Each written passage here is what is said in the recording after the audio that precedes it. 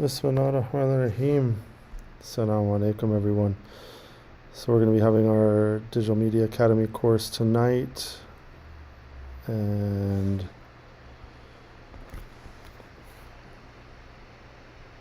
we are just waiting for people to come in.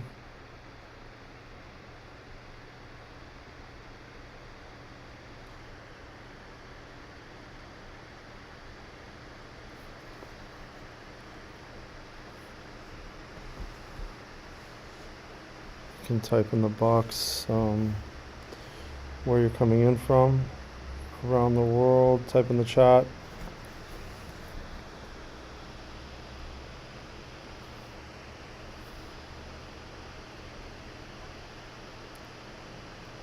We are here in kind of the edge of between Bellevue and Redmond, Washington.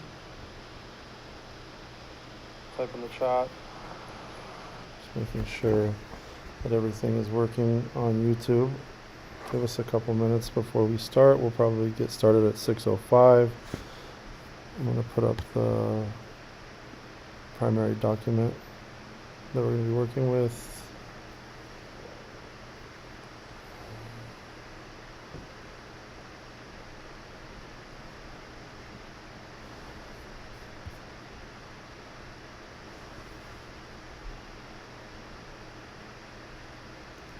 Yeah, so this class is going to really be an overview of, kind of a really storytelling and why storytelling is the most important part of all of this work.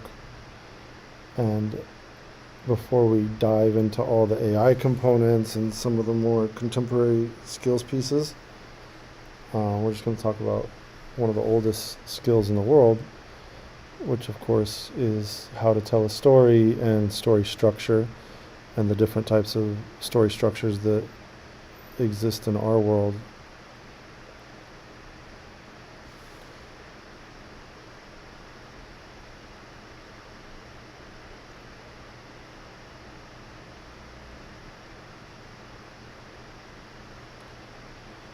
So class 2, we're going to start really diving more into the AI components, especially around how to write with AI, what you can and can't do, framing stories, prompting, different platforms. We'll focus on 3 platforms. We'll focus on cloud, on ChatGPT, and now we have to focus on Gemini because Gemini is suddenly the top AI. And it keeps going back and forth between these companies, but that's what we'll do next week. But this week we're really just going to talk about narrative and structure, inshallah. Give me 1 minute as we let a couple more people into the course, and then we'll get started.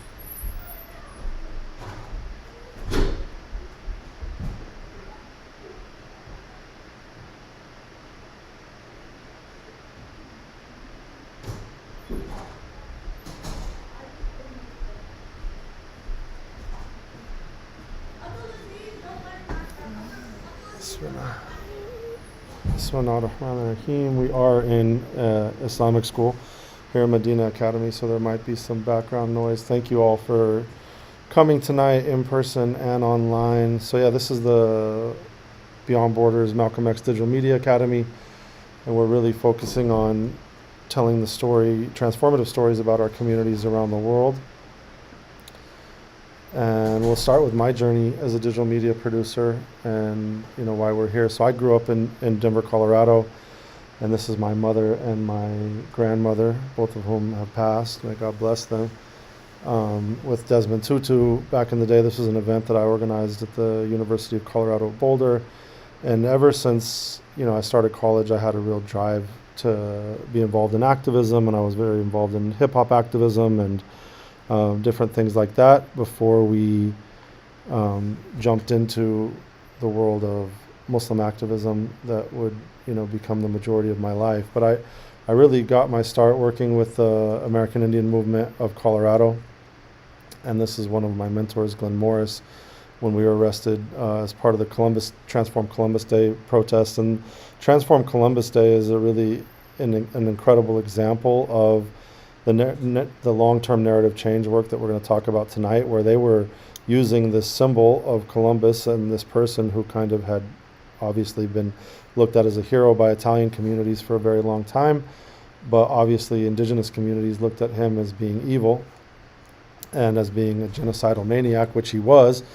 And so to change that story in Colorado, where the Columbus Day holiday started, these communities organized this set of protests called Transform Columbus Day, and they were, and it took about 15 years from the time that those protests started until the holiday was ended in Colorado, right? And now it's, of course, Indigenous Peoples Day in Colorado and in many cities around the United States.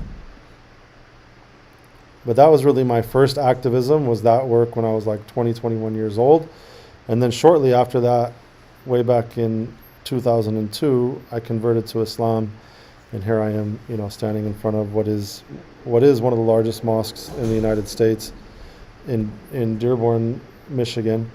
And that's me with my first nephew, Noah, and my Malcolm X shirt, right? That shows the, you know, who I was at a young age when I had no idea what I wanted to do with myself still. But I got into the field of ethnic studies, and it's really important that we ground that this course will be taught from that perspective of like a lot of my work is grounded in this field of ethnic studies and being grounded from the perspective of the people and within communities of color and from our worldviews, right? That this is what ethnic studies brought to the world through long-term protest and transformation, which started in San Francisco and Berkeley in 1968 and 69 when the students took over their universities. And in San Francisco State's instance, they actually shut down the university for about half a year before they were awarded the first College of Ethnic Studies, and still the only full College of Ethnic Studies in the United States, or one of two, I think,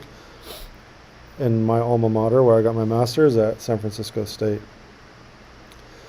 And so, you know, and then I started going out into the world and doing this work. This is when I was arrested when Ward Churchill was fired from the University of Colorado Boulder, and I really got into this, again, narrative change work. And I was kind of thrown into communications work and rapid response work, where I was leading communications for what I thought would be a small campaign turned into around 1,000 media people that were trying to come onto campus at the University of Colorado and hitting us up from around the world as the university in 2005 fired Ward Churchill, you know, a very prominent, one of the most prominent American Indian studies scholars in the United States at that time. And it was really the beginning of that, where I was yelling at the regents when I was arrested that they would start a new era of McCarthyism, and this is what has happened, of course, where you end up with this new era of McCarthyism that's been taken to another level, where at least 20, 30 full faculty around the United States have been fired from positions, and all kinds of junior faculty and lecturers have been fired from universities around the United States and around the world for their views on things like Palestine or indigenous issues. And really the reason why we call this class the Malcolm X Digital Media Academy is because Malcolm X is, you know, one of the great theorists of media production, who who has this incredible story in his autobiography that talks about his transformative path and journey from what he lived through, having one parent murdered by the Ku Klux Klan, having another parent who ended up in a mental institution, into becoming a criminal, and into and being imprisoned for a very long time, into transforming his life through his partnership and work with the Nation of Islam, and ultimately as a Sunni Muslim. But what's often understudied with Malcolm is who he is. Can one of you guys open the door, please? I think we have a participant who's joining us. Hold on one sec.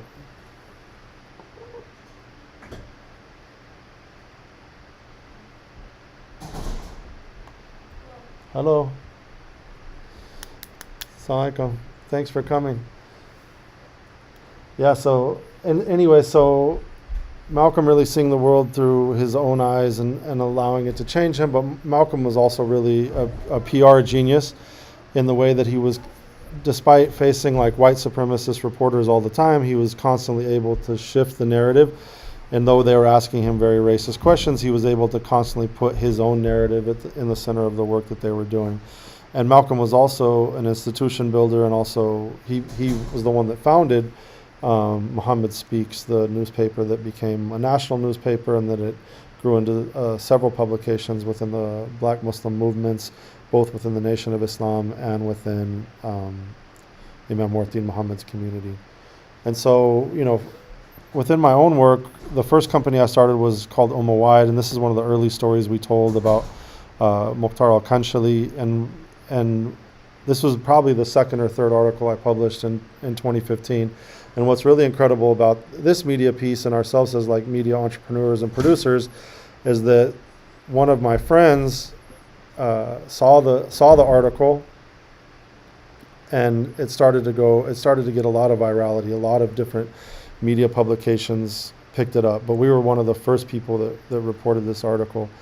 And then it was eventually sent to Dave Edgars. Dave Edgars turned it into a book over many years, working with Mukhtar al-Kanshali, and now it's been translated into around 20 languages. So it's an example of like doing the hard work within storytelling, but then you see the fruits where someone who has the resources, someone like a Dave Edgars, who has this huge platform as one of the largest authors in the United States, and is able to tell these really transformative stories about a young Yemeni Muslim entrepreneur trying to save the coffee industry in Yemen and getting stuck in the midst of the Saudi-led war in Yemen.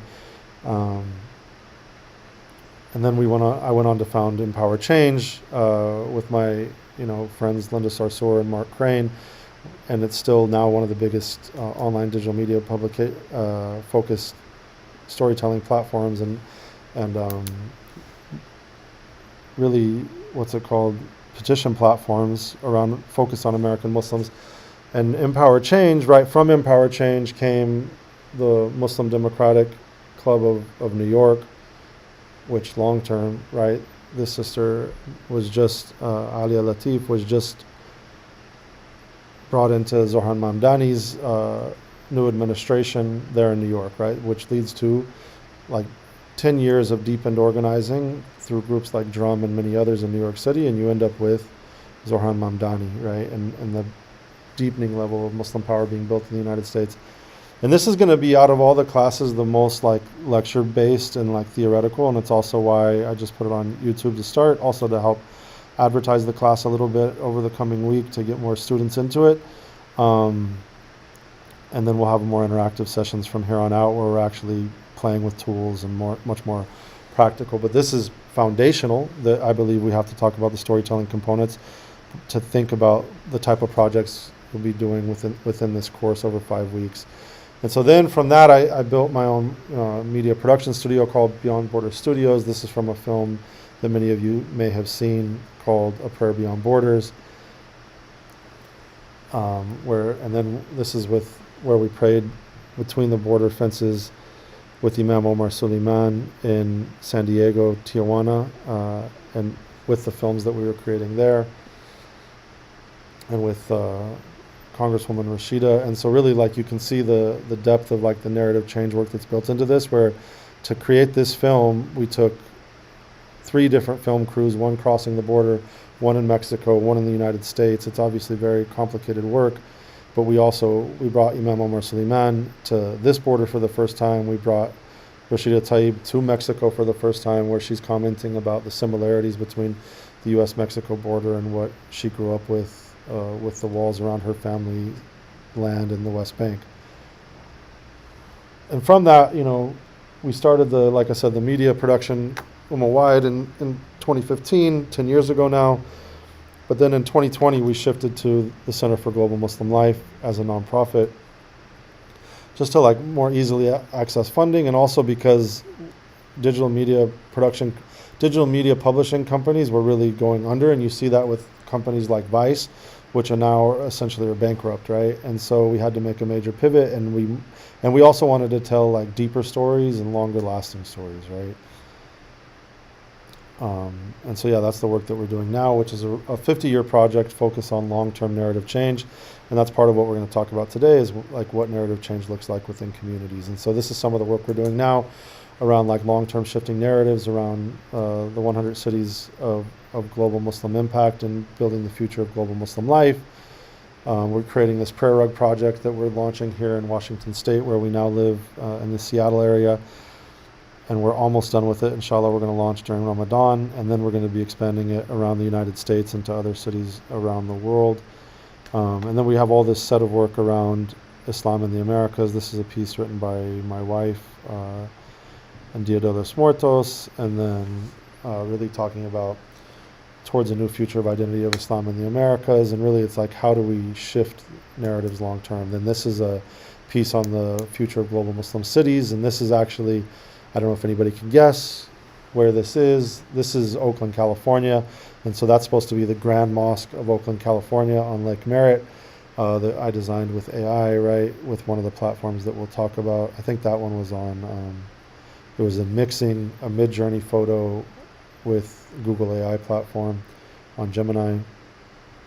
And then this is our work around Decolonizing the Heart, the book that I'm working on long term, which is really about how transforming narratives for people like myself of how they understand Islam, looking at both decolonial perspectives in terms of our politics, but also looking at spirituality and the marginalized tasawwuf, or the marginalized Sufism amongst the Muslims, and marginalized voices, that when Sufism and traditional Islam was the majority community historically over the last 200 years, that's been marginalized through processes of colonization that want us to move away from any relationship with our Lord through our hearts, right? And so now the center, we're shifting to have 3 different entities, which would be the Center for Global Muslim Life, the School of the Ummah, and Beyond Borders Arts, which is focused on the general community and not just Muslim-specific work, but that's kind of long-term where we're headed, inshallah.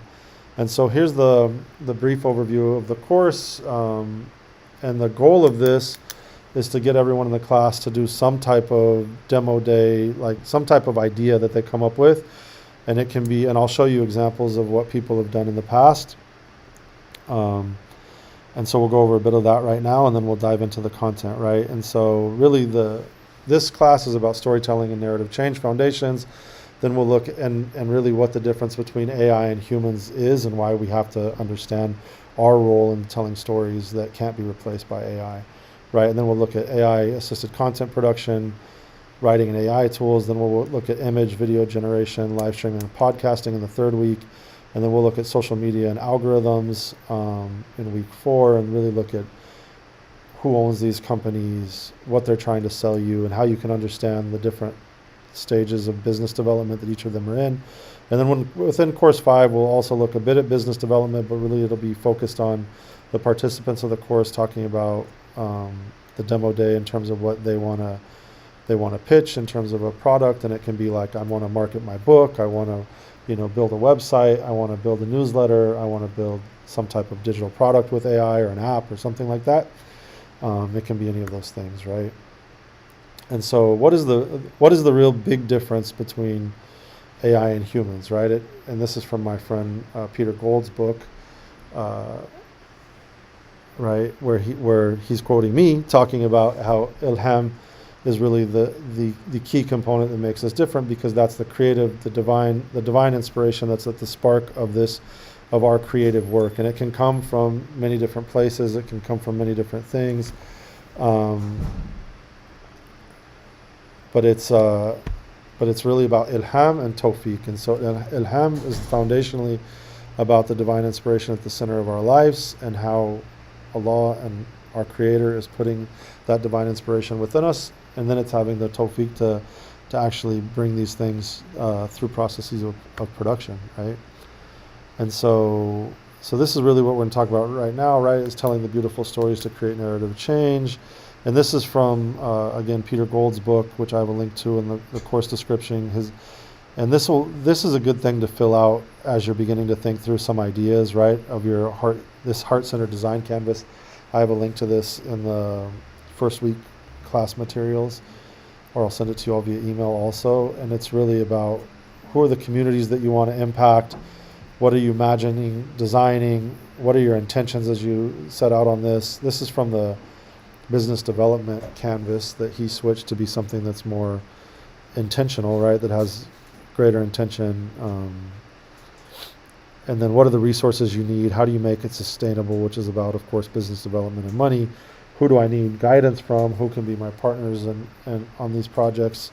And what is the ultimate transformation that you want to create? And then he also starts with these ideas around intention, right? I think this is a really good way to think through like sacred design work, sacred production work is my intention is to serve. What am I seeking? Who am I designing for? Right? What is it that I'm designing? What am I trying to transform? Who do I need to be guided by, etc. Right? And so for us, this is what you want. The way you want to think through this model is what's called the lean startup model, but what I call the lean startup model for media production, which is really about how do you come up with an idea? How do you build that idea? You want to publish something so that you can begin measuring it, and then because you want some type of data feedback that essentially tells you whether or not people actually like your product. Because if you get no data feedback and people don't like your product, then you can pivot. You can pivot quickly, right? So these are some examples that have been built in this class over previous sessions, right? Peter Gould's studio, his team in Indonesia, came up with this Ramadan Ready game, which was a really cute game where you could search around the house with kids for different things. And then the second week was within this. Here's another example where this brother was able to write a newsletter, where he's writing a newsletter to his daughter about his own spiritual awakening. And I thought this has been incredible, because now what started maybe 3 or 4 years ago now is now he's I think newsletter number 250 or something like that. So he's kept it going. He's grown his audience. I think now he's on Substack. He started on Medium, I believe, first, but Substack is where a lot of people are writing these days. And so it can be as simple as developing a list, developing a newsletter, trying to get some subscribers that are supporting your art and your work, right? With a group, Islamic Family in Canada, they wanted to do something deeper, where they wanted to really focus on what we called brand therapy, where we were doing the deep work with them to look at like what kind of brand we could build together. And we started looking at this, the Canadian prayer rug, and how they had already done all this amazing design work. Why didn't we put that design work at the center of their company to really talk about, to be a beautiful representation of who they were, that is also reflective of the place that they're working at in Edmonton, Canada. So yeah, this is the media world that we live in today, right? This is if you go to back in the day, many of you may have never been to a newsstand like this, but this shows that we've always had great amounts of choice in our lives. And so if we came to look at, what am I going to choose? This is basically what the internet looks like in our brains right now, right? Is that there's all these different things, whether it's lotto tickets or gambling or, all these different publications and trinkets and toys, and that's essentially what the internet is doing to our brain. That's why I like this photo, right? And so I think that's what we have to understand, that we're all competing against. Is we're competing against this much stuff, so we have to make our stories really stand out, while understanding that stories are at the center of every part of our lives. It's literally the stories that we tell about ourselves, our families, our communities, our faith communities, etc. Right. So this is really, so now we're going to get into storytelling and narrative strategy 101, where this is a really important work from Rashad Robinson, who's the founder of Color of Change, which is one of the largest online organizing platforms focused on communities of color and African Americans in particular, right? Where he writes that we need the ability to follow through on narrative and cultural dispersion and immersion over time across segments and at scale, right? And so that's the issue here, is that a lot of people think that this work of narrative change is very similar to communications-based work, and it's not, right? This work takes a really long time. It's told over periods of decades and years, not periods of months, the way that like a strategic communications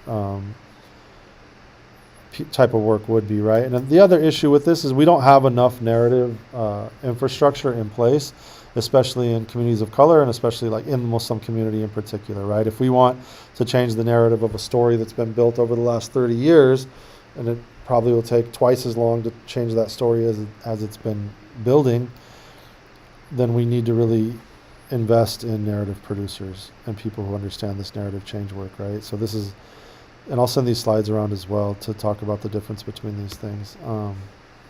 So this is what within the comms world has been, and the narrative world has been called the battle of the story, and which is really that we're constantly up in a battle of the story, where it's their story, the other side's story, and our story, right? Or a story that we're responding to, a story that hopefully we're creating like aspirational content that's not just responsive content, but doing something more, right?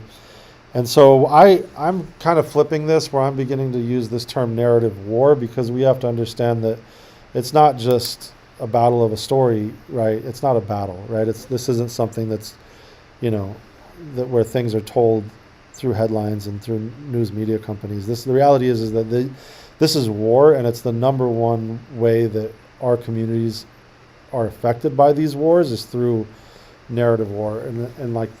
And so with the war on terror as an example, right now we're at least 25 plus years into this. If you look at the first Iraq War as the beginning of it, we're nearly 40 years into this war, right, where we're seeing the growth of, while it's not just what is it producing externally, it's like what are the narratives that we're producing internally and as a response that can oftentimes be problematic and not constructive narratives, right? So like the staunch growth of nationalism amongst Muslim populations. So no longer do we talk about global Muslim communities or ummah. We talk about I'm American Muslim, or I'm a Canadian Muslim, or I'm a Qatari Muslim, or I'm a Malaysian Muslim. And we can all be those things, but we should also have some larger goals, especially as people that shouldn't be stuck in these political boxes, right?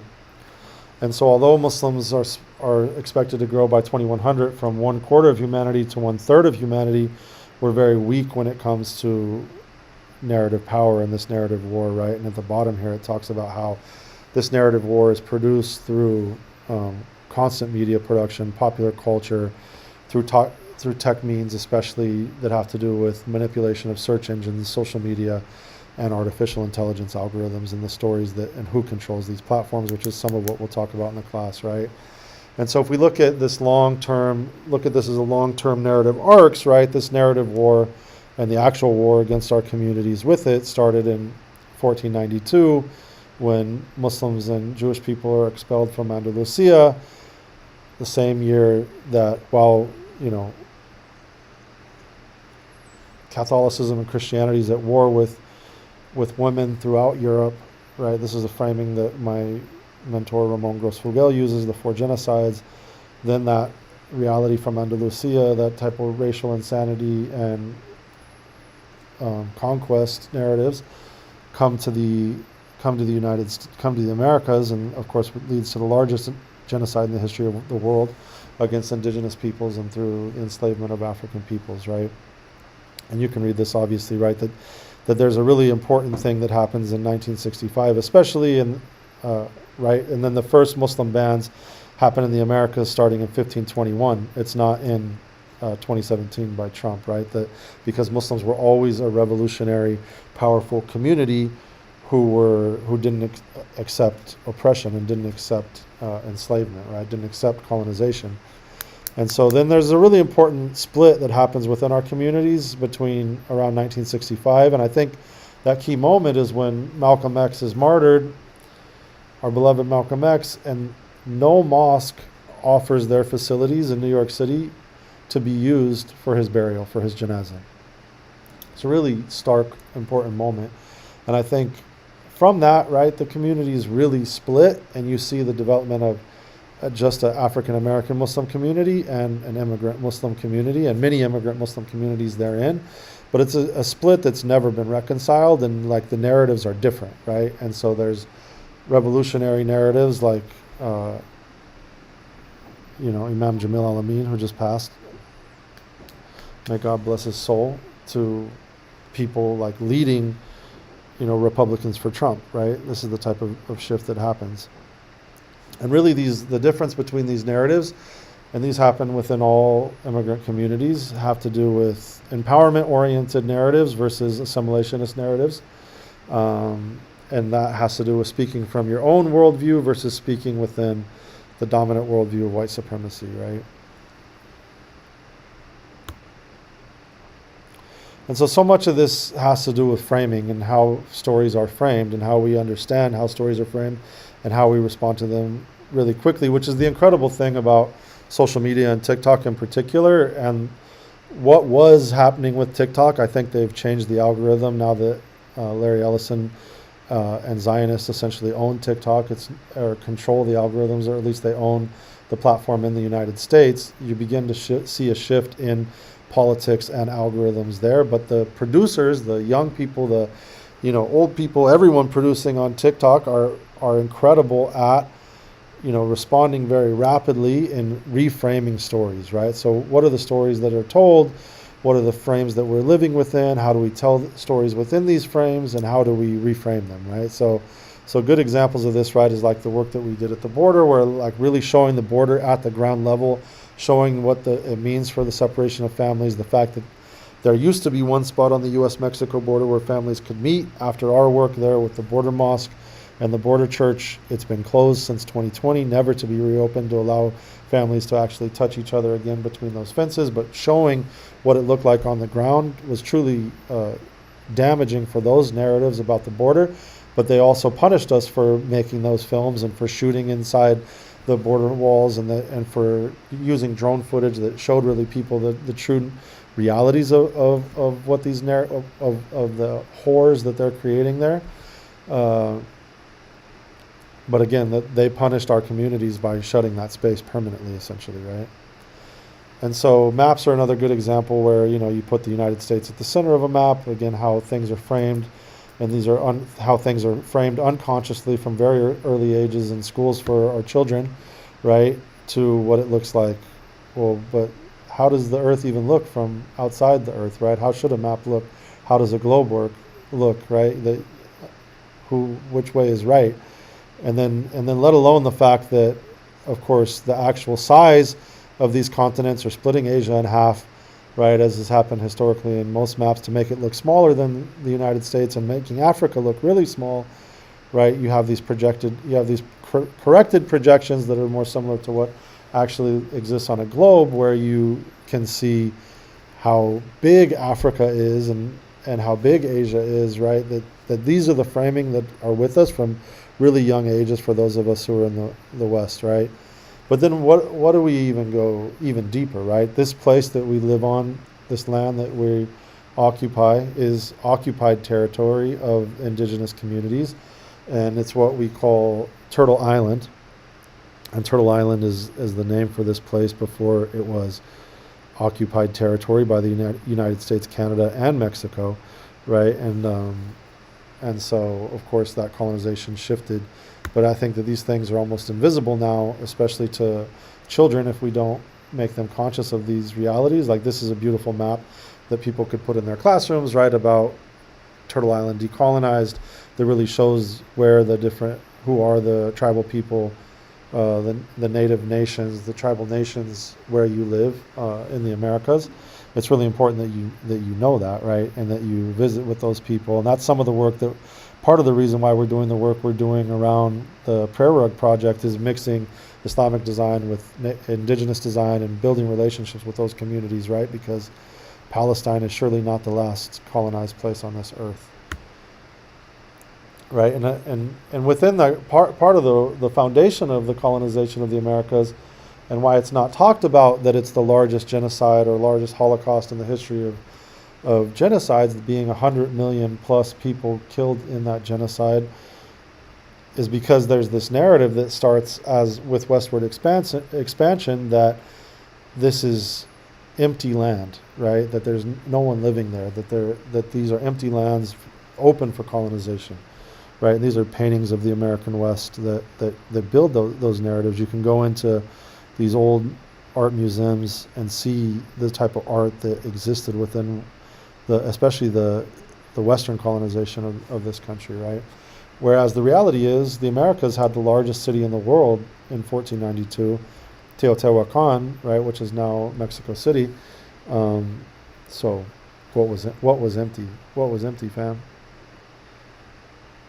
Right? But this is a more, from the second Iraq War, where the way that things are framed again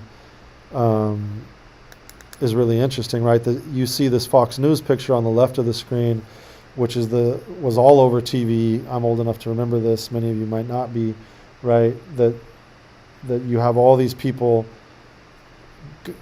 pulling down this statue of Saddam Hussein. But if you actually pulled out what was happening, this entire area, as you see in the bottom left part of the screen, was surrounded by American military tanks, and these were people that they wanted there to create this framing. To actually create this framing to put on television in the United States to see, the Iraqis are actually celebrating the fact that we have liberated them from this dictator and these lies that they had told about Saddam Hussein and the people of Iraq for a long time. To, of course, now we know, right, steal oil, create genocide in Iraq, kill over 1 million people in both of those wars, et cetera, et cetera. This is all media framing, right? And even this is an example of a media frame where you literally have to wrap Muslim women in an American flag hijab to make them feel as if somehow they belong. But does this create belongingness? Do we have to go that far to wrap ourselves in these symbols to say that we belong? Right? This was never a piece of, quote, protest art that I liked, right, because of that. And so, right, and these are some statistics using Muslims as an example about obviously how bad this has been in terms of like Muslims in films and media, how small the roles are, around like 1.5%, right? And so, and then part of this has to do with who's creating these projects. So you have these projects on the left where they don't even have Muslim advisors. And now we have many more Muslim advisors, and we're much deeper in the film and television space to create projects like Miss Marvel and others. But maybe 5-10 years ago we weren't, right? So now we're going to go into the story structure component. And if you have any questions, feel free to drop them in the comments area, right? So what is really the true power of storytelling today? Right, so storytelling is at the center of all of our work, and stories all have structure, but not all structure is the same, right? So, especially if we look at the historic structure, this 3-act structure, right, that's used within Western media production, especially, right, it has a lot to do with what we'll talk about, the hero's journey, and putting one person, especially men, at the center of those stories.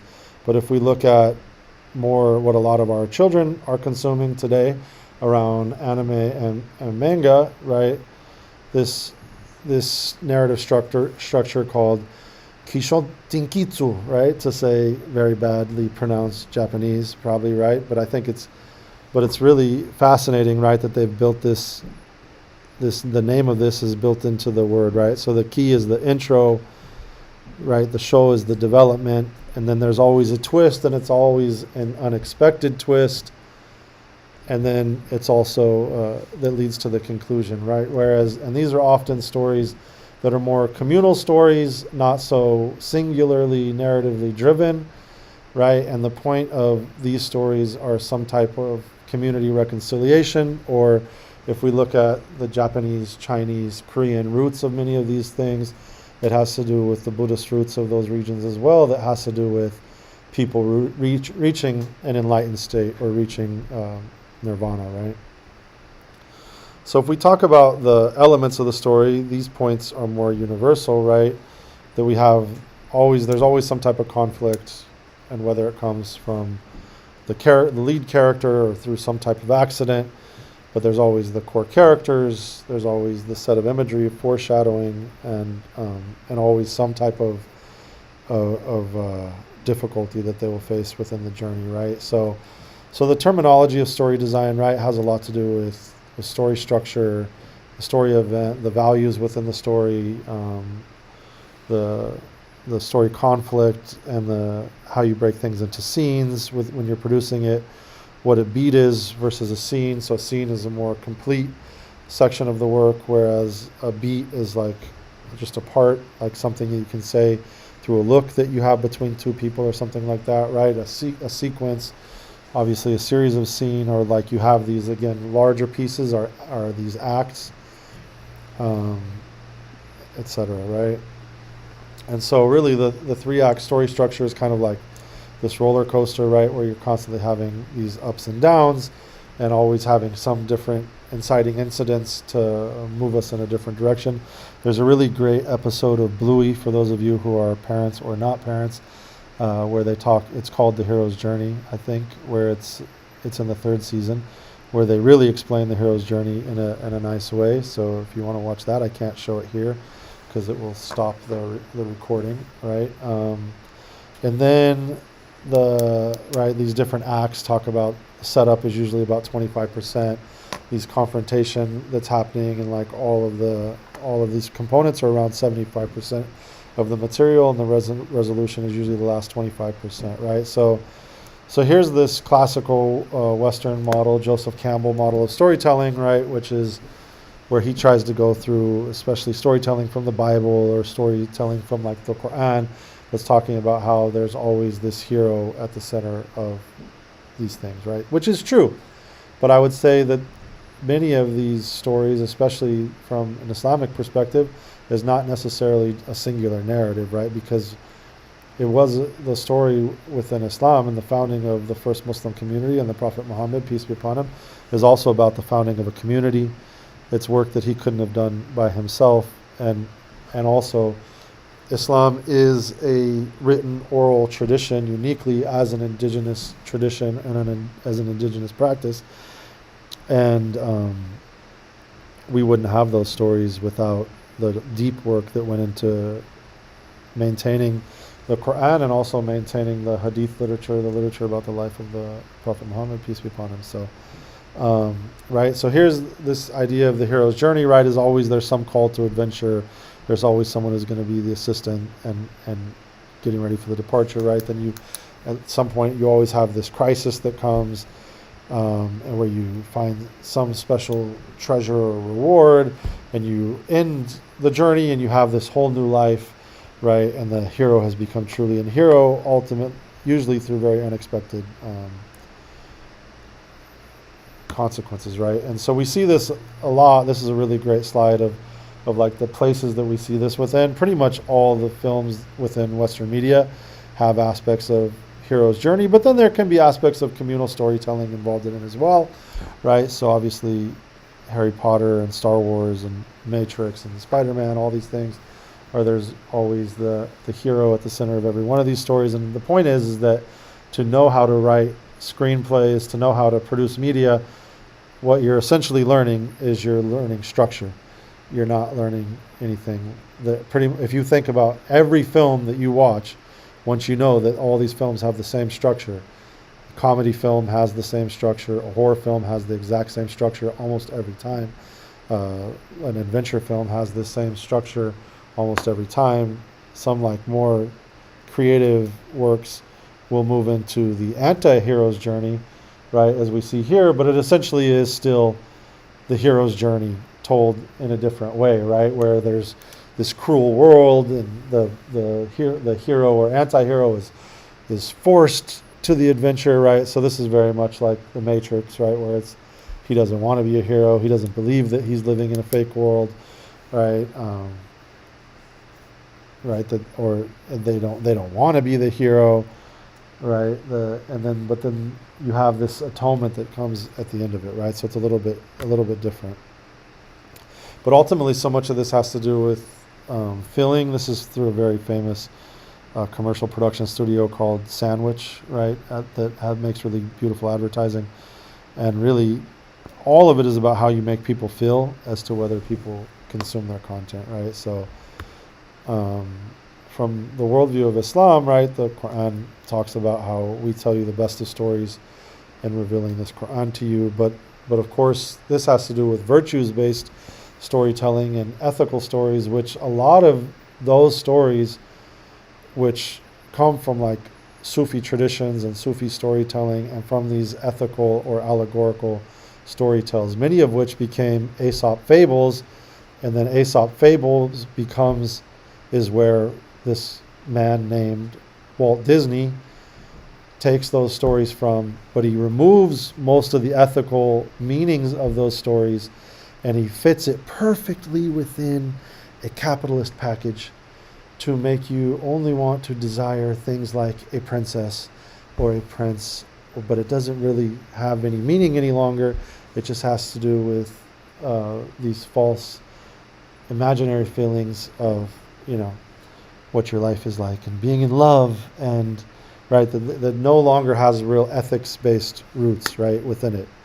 And this, of course, for the Muslims has to do with the removal of adab, or our civilizational reality, as the great Malaysian philosopher Sayyid Naqib al-Atas talks about it, right? So if we talk about these two things separately, right, this individualistic versus a collectivist storytelling models, right, this is really who is at the center of these stories. Is it a single hero, or is it a community? What's the engine of the story, right? Is it conflict, or is it really about reaching some type of harmony, which is what, Avatar, not James Cameron's Avatar, but again, Avatar, the anime is about. Last Airbender, right, is about actually coming into harmony as a community, and that story is ultimately about the Avatar guiding people to nirvana. It's actually very Buddhist, deeply Buddhist type of storytelling, right? And it's done in a very beautiful and creative way. Whereas these, right, Walt Disney, again, this is all these Disney characters, hundreds and hundreds of them at this point, that are seared into our brain, and play a major role in keeping storytelling one way. They just make the stories more diverse. That doesn't mean that necessarily the storytelling models are any better, right? So alternatively, and obviously the AI did not design this slide because it looks so terrible. I designed it, right? Is about the 8 stages of the community's journey in the storytelling framework, right? Which is really about how do we tell stories for social change and transformation.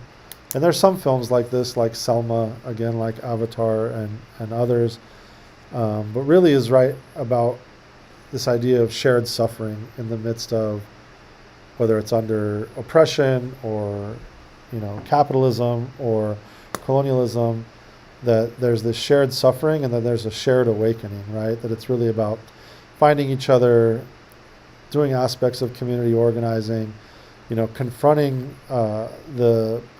power and making very real sacrifices in our lives, and then having some type of transformation or community victory that leads towards that long-term legacy being there, right? So obviously we see this in the likes of Zohran Mamdani, who is a really great example of using storytelling in a really powerful way, where he was not using, unlike if you look at Barack Obama was very much using like hero's journey framing, or public narrative framing to talk about himself, and then whereas Zohran is using the community, and he's out there interviewing people literally in the street, and it's a way that his first viral videos were him interviewing people in the street to tell this collective story of oppression and transformation, and what we hope that he creates, inshallah, God willing, in New York City. So it's okay. And so what is the goal of each of, so what is ultimately the goal of each of these structures, right? Of storytelling structures, I would say the hero's journey, of course, is to transform an individual, whereas values-based storytelling is about helping the community and the collective to be better people collectively. And the religious framework would be to reach Jannah or reach heaven. In the Buddhist framework would be to reach nirvana, to reach this space of enlightenment. For those who don't understand what the word nirvana means, right? That they're hoping that people reach a state of enlightenment, and community reaching enlightenment and reconciliation also, right? So what does this look like from a faith-rooted storytelling perspective, right? There has to be something more. Really, it's again doing the deep spiritual impact, right? To tell spiritual stories, I think most people don't do it very well at all. I think that most people, they're like, oh, here's a Muslim, and they'll show a picture of someone praying, but you don't feel watching that what that means or is like. So you have to build in musical components.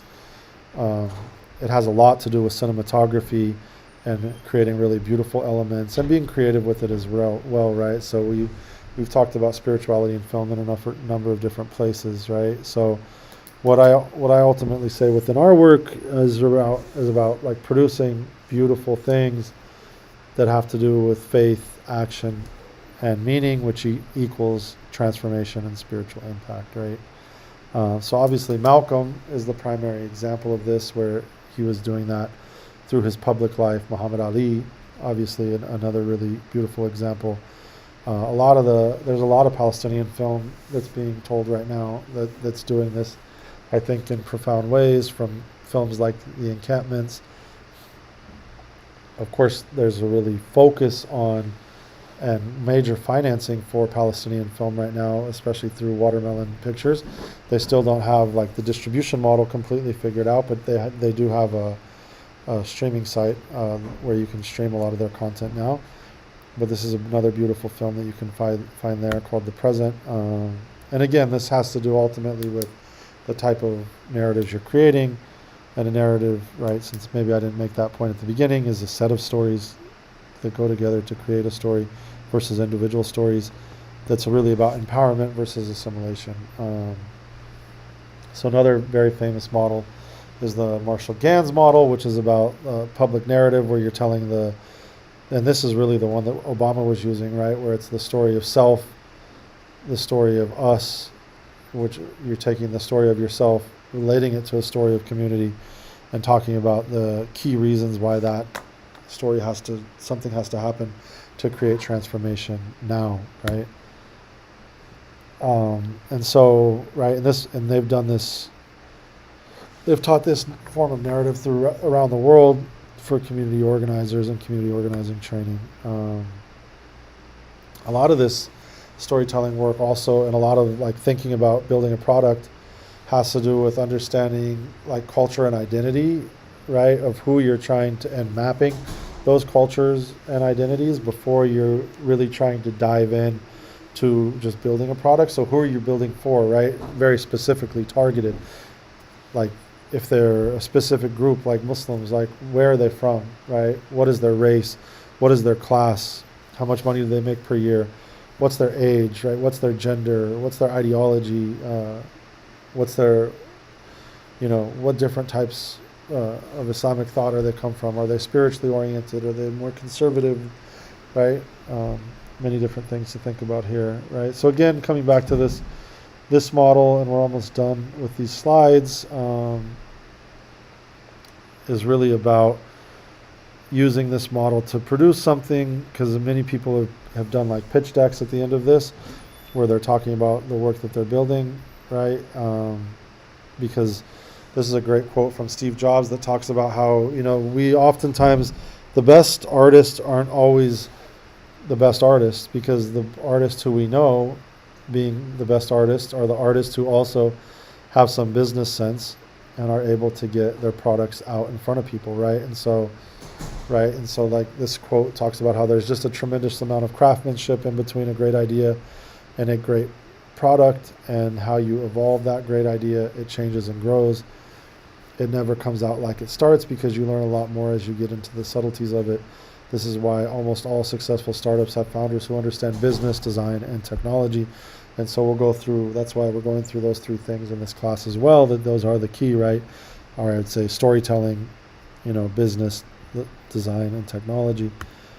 And so this is an example of the types of things you should have in a deck, right? So your logo slides, the team, what you're doing and how you're getting there, the different steps you're taking to get there, and then how is it working, right? The different levels of traction that you have as you're beginning to grow. And this is more like if you're pitching for funding, but you can talk about, again, like the journey that you're going to take there, and why does the product matter, or why does the work matter, why does the film matter, why does the digital media strategy matter, whatever it is you're pitching, and how are there trends related to this, how well do you think it could do if you don't have any data feedback yet. And then again, so it's starting with this heart-centered design canvas, and I'll send this out to everyone again so that you can begin thinking about what it is you kind of want to chart out or work on. Again, it could be like, I want to do a crowdfunding campaign during Ramadan, or I want to do a crowdfunding campaign for my book, or I want to do a crowdfunding campaign for my film, or I want to create a character that's going to be part of this web series I'm going to create, or I want to work with AI-based animation to create a 1-minute long film just to test to see what I can create with it, right? There's a number of different things that you can do there, and you can reach out to me if you want to pitch me ideas early that I can give you feedback on. But I wouldn't say, like, don't try to do anything big. It's a very short course that's going to be done within 5 weeks. We do have a 1 week break for Christmas vacation, or for New Year's vacation, but we have a class on the 24th. So anyway, so I will send out a Zoom link next week so we can connect more in person, right? And we will also be here again at the Medina Academy campus here in Redmond. Let me see if anyone has any comments so far. Walaikum salam, Sara. Thanks for joining us. And I don't see, does anyone have any questions while I'm here looking at this? If so, if not, we can go early. And that was 100 slides in 1 hour, so it's pretty fast. But yeah, I think you get the point, is that these are kind of the narrative infrastructural components that we have to do this work. And next week we'll dive more into playing with things, and hopefully have a more interactive session where we're thinking about what we're building. Okay, if there's no questions, thank you all and have a good night. Peace and blessings. Assalamu alaikum.